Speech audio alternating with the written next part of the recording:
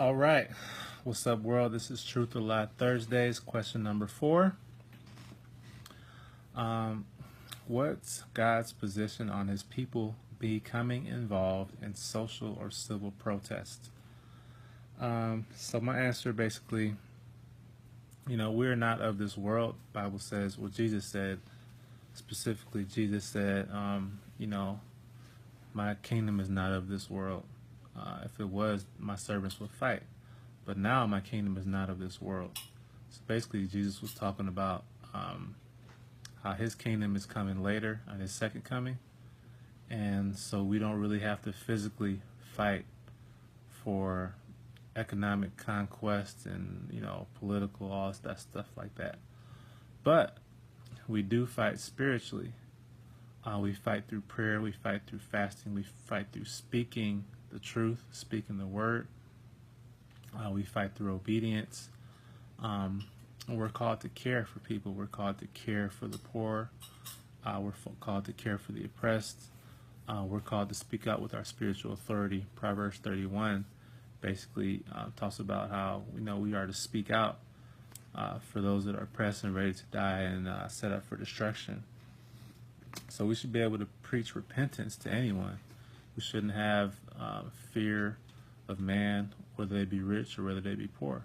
We should be able to say, listen, these people need to repent from their sins, and guess what? These people also need to repent from their sins, because God's judgment cuts both ways. His sword cuts both ways. And so we can't have respect of persons, respect. We have to obey authorities and everything like that when it comes to, actual laws that are good and, keeping the laws of the land.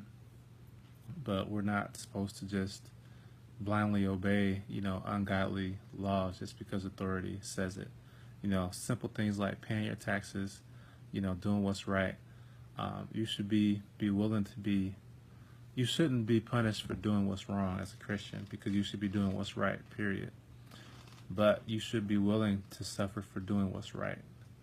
And so that's kind of where Christians should stand when it comes to social civil protests. We can speak, we can use our voice. There's a scripture, let's see,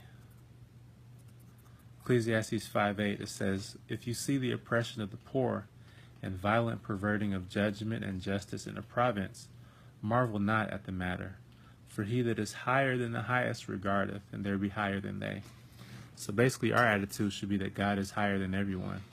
God is higher than the government. God is higher than everyone who does everything. So we're not surprised about oppression, because that's what men do. Men are wicked. But we should have our eyes and our heart and our trust in the one that's higher. God can replace wicked governments at any time. God can replace wicked leaders at any time. So our trust is in God to do that, to basically make his will done and his kingdom come. So yeah, we should be able to mourn with those who mourn, weep with those who weep. We should be able to speak with scriptural authority to anyone, whether they be poor, whether they be rich, whether they have guns, whether they don't have guns. We should be able to speak with spiritual and scriptural authority to anyone. And we should be able to teach that God is in control, that God can replace corrupt leaders, and he will, because he's done it throughout history. He always responds to the cry, of the poor. He always responds to the cry of innocent blood. He always responds to the cry of people that trust in him. And so we should be able to say that, and we should be able to be the leaders in that. And you don't prove that, you don't lead by not caring.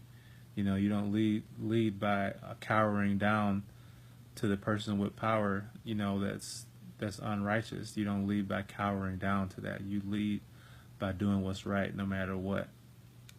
So that's what we're supposed to do. Yep.